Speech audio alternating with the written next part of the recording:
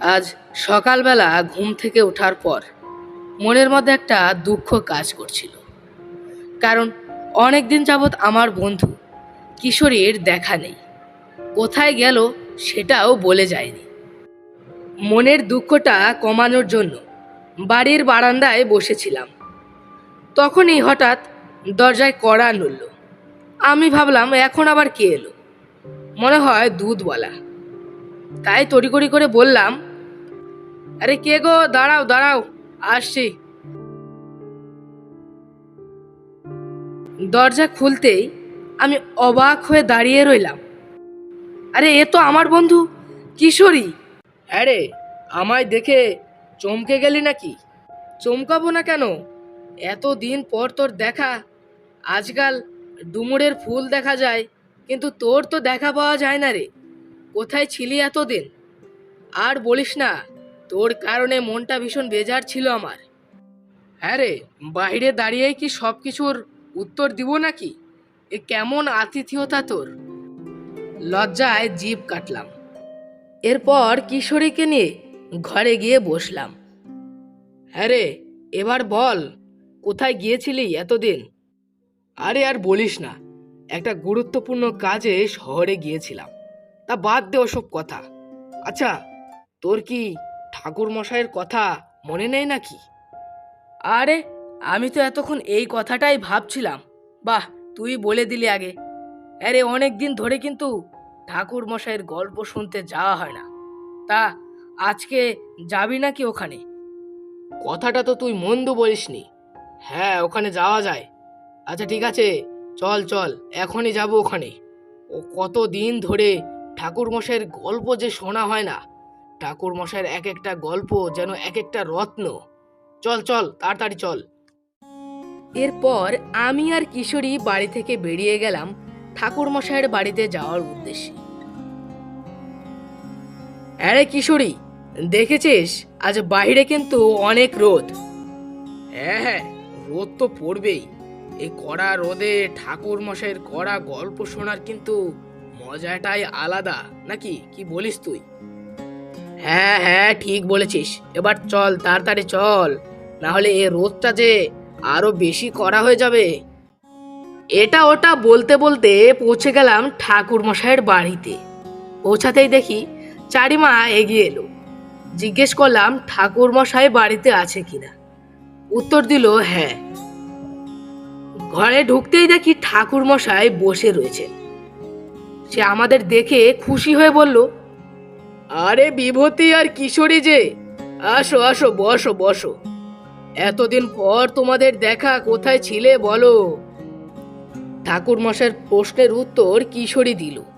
কিশোরী বলল, আমি একটা কাজে শহরে গিয়েছিলাম, আর বিভূতি বাড়িতেই ছিল। ও আচ্ছা ঠিক আছে, ভালো ভালো। এতদিন পর তোমাদের দেখে আমার অনেক ভালো লাগছে। কিছুদিন যাবৎ আমার শরীরটাও না ভীষণ খারাপ করছে। তোমাদের কথাই ভাবছিলাম আজ সকালে, আর তোমাদের দেখা পেয়ে গেলাম। তোমরা এখানে কিসের জন্য এসেছো এটা কিন্তু আমার প্রায় জানা হয়ে গিয়েছে। তোমরা গল্প শুনতে এসেছো, তাই না? আমি লজ্জা লজ্জা ভাবে বললাম, হ্যাঁ ঠাকুর মশাই, আপনার গল্প শুনতেই এসেছি। কত দিন যাবৎ আপনার গল্পটা শোনা হয় না যে, তাই আর কি আসলাম আমরা দুজন। তা একটা গল্প শোনান। আরে বসো বসো, বিশ্রাম নাও। এতটা পথ হেঁটে এসেছো, আগে এই গল্প শুরু করব, একটু বিশ্রাম নাও। চারিমা যা তো, কলসির ঠান্ডা পানি দিয়ে 2 গ্লাস লেবুর শরবত বানিয়ে নিয়ে আয়। এই গরমে লেবুর শরবতই ভালো লাগবে। যা যা মা, নিয়ে আয়। কথাটা একদম ঠিক বলেছেন ঠাকুর মশাই।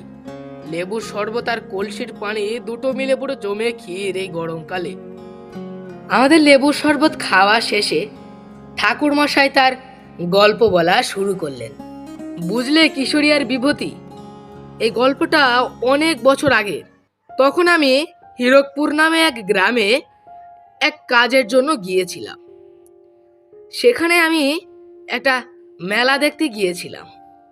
মেলাটা ছিল অনেক সুন্দর এক সাংস্কৃতিক মেলা, যেখানে নানান জিনিসপত্রও ছিল।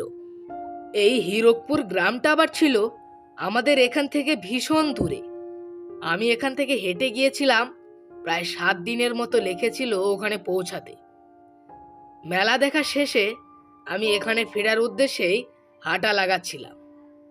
তখনই আমি দেখলাম একটা গাছতলার নিচে একটা বামাতান্ত্রিক বসেছিল। আমার দিকে তার দৃষ্টি পড়ল। সে ইশারা দিল তার কাছে যাওয়ার। আমি তার কথা মতো তার কাছে গেলাম। সে আমায় দেখে বলল, কেমন আছো তারানাথ যে? তুমি কে এটা কিন্তু আমি তোমার অঙ্গভঙ্গি আর হাঁটার ধরন দেখেই বুঝে গিয়েছি। তোমার অনেক সুনাম শুনেছি আমি। তোমার নাম তারানাথ তান্ত্রিক, তাই তো? তার কথা শুনে আমি ভীষণ অবাক হলাম। আমার সব পরিচয় যে তিনি জানেন। খুশি খুশি মনে আমি তাকে বললাম, হ্যাঁ, আমি তারানাথ তান্ত্রিক। আপনি কে সেটা তো আমি ঠিক জানলাম না। আমি কে সেটা আর বললাম না, কিন্তু আমার দ্বারা কোনো মানুষের ক্ষতি হয় না, বরং উপকারী হয়। শোনো, এই যে এই রুদ্রাক্ষটা নেও, এটা তোমার উপকারে আসতে পারে। কারণ তান্ত্রিকদের উপরে প্রেতেদের নজর সব সময় যে থাকে। তার দেওয়া রুদ্রাক্ষটা আমি সামলে রাখলাম। তবে হঠাৎ আমাকে এই জিনিস সে কেন দিল এটা ঠিক বুঝতে পারলাম না। ব্যাপারটা নিয়ে আর বেশিক্ষণ ভাবলাম না। আমি তাকে ধন্যবাদ জানালাম আর আমি সেখান থেকে চলে গেলাম। পথ হাঁটছিলাম, তখনই হঠাৎ মনে পড়ল তার আসল ঠিকানাটা যে আমার জানা হলো না। তাই পিছন দিকে হাঁটা দিলাম। সেখানে যেতেই দেখি সে সেখানে নেই। আমি ভাবলাম সে হয়তো অন্য কোথাও চলে গিয়েছে, তাই আর সেখানে দাঁড়ালাম না। আবার এদিকে আসার জন্য হাঁটা লাগালাম। পথ হাঁটছিলাম, তখনই আবহাওয়াটা তার রূপ বদলায়। এই অসম্ভব রূপ বদলানো দেখে আমি ভীষণ চিন্তায় পড়ে গেলাম। কারণ এখানে যে থাকার মতো কেউই নেই। কোথায় থাকবো এটা ভাবছিলাম। তখনই একটা জঙ্গলের পথ দিয়ে আমি যাচ্ছিলাম। ভাবলাম এই জঙ্গলে একটা কিছু বানিয়ে থাকবো। তাই তালপাতা দিয়ে থাকার জন্য একটা তাঁবু আমি বানালাম। শরীরটা ভীষণ ক্লান্ত থাকায় তাঁবুর ভিতরে গিয়ে আমি শুয়ে পড়ি। তখনই কেমন যেন আমার অনুভব হতে থাকে আমার চারপাশে কিছু একটা ঘোরাঘুরি করছে। ব্যাপারটার দিকে তেমন বেশি লক্ষ্য করলাম না, কারণ জঙ্গলে রাত্রিবেলায় ভীষণ পশু পাখি জানোয়াররা ঘোরাঘুরি করে। তবে তখন আমার মনে হচ্ছিল এই কাণ্ডগুলো কোনো জানোয়ার বা পশু পাখির হতেই পারে না, কারণ তারা তো বেশিক্ষণ আমার তাঁবুর পাশে থাকার কথা না। কিন্তু এ জিনিস যে 1-2 ঘন্টা ধরে টানা আমার তাঁবুর চারপাশে ঘোরাঘুরি করছে, আমার হালকা হালকা ভয় হতে থাকলো। তখনই আমি একটা স্বপ্ন দেখতে পেলাম। স্বপ্নে দেখলাম সেই বামাতান্ত্রিকটি আমায় বলছে, তারানাথ তারানাথ, তোমার ওই জিনিসটা বের করো যেটা আমি তোমায় দিয়েছিলাম। ওটাই তোমাকে রক্ষা করবে, ওটাই তোমাকে বাঁচাবে। আমি ঘুম ভেঙে উঠে বসলাম। আমার তান্ত্রিকে দেওয়ার সেই রুদ্রাক্ষটার কথা মনে পড়ছিল। মনে হচ্ছিল সেই রুদ্রাক্ষটাই আমাকে বাঁচাতে পারবে এই অশরীরীর হাত থেকে। কিন্তু সেই রুদ্রাক্ষটা আমি আগেই বের করলাম না, এবং এটাই ছিল আমার সবচেয়ে বড় ভুল। আমি তাঁবুর ভিতর থেকে বেরিয়ে এলাম। বেরোতেই দেখি একটা নারী আকৃতির ছায়া। আমি তাকে জিজ্ঞেস করলাম, কে আপনি? এখানে কি করছেন? কি চাই আপনার? কোনো উত্তর পেলাম না আমি। হঠাৎই সেই ছায়াটি তার আসল রূপে ফিরল। তার আসল রূপটা দেখে আমি যে ভয়ে কাতর ছিলাম। আমি তখনই রুদ্রাক্ষটা বের করলাম, আর তখনই একটা মন্ত্র পাঠ করছিলাম। রুদ্রাক্ষে আছে অদ্ভুত শক্তি, প্রেতে নেই সেই শক্তি। রুদ্রাক্ষ, তুমি বদলে যাও তোমার আসল রূপে, আর ধ্বংস করো এই প্রেতটাকে। যখন এই মন্ত্র পড়ে সেই প্রেতের দিকে আমি একটা ফু দিলাম, কোনো কাজ হচ্ছিল না সেই মন্ত্রে। আমি আরো ভয় পেয়ে গেলাম, কারণ এ যে কোনো সাধারণ প্রেত নয়, এক অদ্ভুত মায়ার মোহ। তখনই হঠাৎ আমার হাতের ডান দিকে লক্ষ্য করলাম একটা আলোক শক্তির মাধ্যমে সেই বামাতান্ত্রিকটি সেখানে উপস্থিত হলো। আর সে আমার দিকে তাকিয়ে বলল, তারানাথ, রুদ্রাক্ষটা তুমি আমার দিকে ছুঁড়ে মারো।